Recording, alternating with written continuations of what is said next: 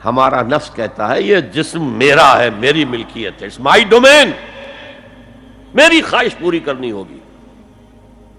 جیسے اس نے کہا میں نہیں جانتا کوئی خدا ہے میرے سوا اور میرے اوپر، میں نہیں مانتا. نفس بھی کہتا میں نہیں ماننے کو تیار، کیا حلال ہے کیا حرام ہے، کیا جائز ہے کیا ناجائز، میری خواہش پوری کرو.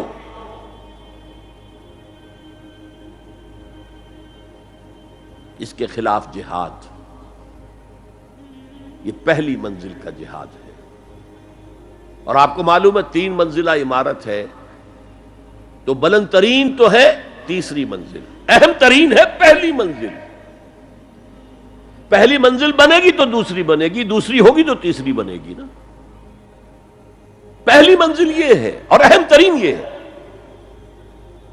اسی لیے مولانا روم نے کہا نفس ماں ہم کم ترس فرعون نیست، میرا نفس بھی فرعون سے کم نہیں ہے، لیکن ایراعون نیست، اس کے پاس لاؤ لشکر تھا. اس نے زبان سے بھی کہہ دیا تھا انا ربکم الاعلی، میں ہوں خدا. میرا نفس بیچارہ اس کے پاس کوئی لاؤ لشکر نہیں، زبان سے تو یہ کچھ نہیں کہتا، اندر یہی کہتا میں بادشاہ ہوں اس وجود کا، میری مرضی پوری ہو. تو اسٹرگل اگینسٹ دس بیسر سیلف، ایک سیلف ہے اونچی سیلف، خودی، انا، ایگو، اور ایک ہے یہ بیسر سیلف، ہمانی جبلتیں جو اندھی بہری ہیں، جو حلال اور حرام سے انہیں کوئی غرض نہیں ہے، ان کے خلاف جہاد کرنا. آپ نے فرمایا صلی اللہ علیہ وسلم المجاہد من جاہد نفسہ، اصل مجاہد وہ ہے جو اپنے نفس کے خلاف جہاد کر سکے. تمہارے اندر یہ دشمن تو بیٹھا ہوا ہے، تکڑا ہے، تمہیں کنٹرول کر رہا، چلے آؤ باہر کے دشمنوں سے جہاد کرنے کے لیے. تم نے ٹانگے کو گھوڑے کے آگے باندھ دیا. اور ایک دفعہ حضور سے پوچھا گیا ای الجہاد افضل یا رسول اللہ، اے اللہ کے رسول سب سے افضل جہاد کون سا ہے؟ فرمایا ان تجاہد نفسک فی طاعت اللہ، اپنے نفس کے خلاف جہاد کرو، اسے اللہ کا مطیع کرو. یہ جو اندر کی کشمکش ہے، کشاکش ہے، یہ جہاد فی سبیل اللہ کا نقطہ آغاز، اللہ کا مطیع بنانا ہے نفس کو. اس کے ساتھ 2 سب لیول اور ہیں. اس نفس کو بھڑکانے والی ایک قوت ہے انویزیبل، اور ویزیبل بھی ہے. انویزیبل قوت سب سے بڑی ابلیس، شیطان لعین، اور اس کے چیلے چانٹے جنات میں سے. اور ویزیبل میں انسانوں میں جو اس کے ایجنٹ ہیں، جو فحاشی کو کلچر کا نام دے، یہ اس ابلیس کے چیلے ہیں.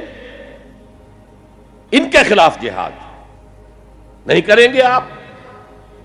اگر آپ ان کے خلاف ایگریسو ایٹیٹیوڈ اختیار نہیں کریں گے تو آپ ان کے دباؤ میں آ جائیں گے. ان الشیطان لکم عدوا فاتخذوہ عدوا، اے لوگو یہ شیطان تمہارا دشمن ہے، اس کو اپنا دشمن سمجھو. وہ تمہیں سبز باغ دکھاتا ہے، بدی کو مزین کر کے دکھاتا ہے، اچھے اچھے نام اس کے رکھ دیتا ہے، اور تمہیں آمادہ کرتا ہے بدی کے ارتکاب پر. نہیں، وہ تمہارا دشمن ہے. افتتخذونہ وذریتہ اولیاء من دونی، تم مجھے چھوڑ کر اسے اور اس کے چیلے چانٹوں کو تم اپنا دوست بناتے ہو. نہیں، شیطان کے خلاف جنگ کرو. اور تیسرا اس پر سب لیول کیا ہے؟ معاشرہ اگر بگڑا ہوا ہے، اس کا عمومی رجحان برائی کی طرف ہے، تو سوشل پریشرز آپ کو ادھر دھکیلتے ہیں. جیسے کہ اگر کوئی موب جا رہا ہے تو اس کے ساتھ چلنا تو بہت آسان ہے، وہ خود ہی آپ کو دھکیلتا ہوا لے جائے گا. اس کے خلاف چلنا بہت مشکل کام. ہو سکتا ہے آپ بڑی زور لگا کے 4 قدم آگے بڑھیں، پھر کوئی ریلا آئے 10 قدم پیچھے لے جائے. تب 2 ہی راستے ہیں، زمانہ بات و سازت تو بعد زمانہ بے ساز. یا تو پیسو معاملہ ہے، زمانہ تمہارے ساتھ سازگاری نہیں کرتا، چھوڑو تم زمانے کے ساتھ سازگاری اختیار کر لو، چلو تم ادھر کو ہوا ہو جدھر کی. ایک یہ ہے کہ نہیں، زمانہ بات و سازت تو بعد زمانہ ستیس، زمانہ اگر تمہارے ساتھ سازگاری نہیں کر رہا تو زمانے سے جنگ کرو، لڑو، ریزسٹ کرو۔ تو 3 جہاد ہو گئے فرسٹ لیول کے، 3 سب لیولز۔ نفس امارہ، اڈ، لیبیڈو، نفس حیوانی کے خلاف جہاد، اس کو بھڑکانے والے، وسوسہ اندازی کرنے والے، اس میں پھونکے مارنے والے، شیطان اور اس کی ذریت مانوی اور ذریت نسلی، جنات اور انسانوں میں جو اس کے ایجنٹ ہیں، ان کے خلاف جہاد، معاشرے کے خلاف ایک اسٹرگل۔ اب یہ 3 جہاد آپ نے کر لیے، اللہ توفیق دے ہم میں سے ہر ایک کو، تو اب یہ جہاد آپ کے جسم سے باہر نکلے گا، خارج میں آئے گا۔ دوسری منزل ہے نظریاتی تصادم۔ اگر آپ نے ایمان کا نظریہ اختیار کیا ہے تو الحاد کا نظریہ رکھنے والے بھی موجود ہیں۔ آپ نے توحید کے نظریے کو اختیار کیا ہے تو مشرکانہ عقائد رکھنے والے بھی موجود ہیں۔ They are bound to resist. اس کے خلاف جہاد کرنا ہوگا، محنت کرنی ہوگی، اپنی بات کو دلائل سے ثابت کرنا ہوگا، اپنی بات کو اچھے انداز میں حسن اسلوب سے لوگوں کے دلوں تک پہنچانا ہوگا۔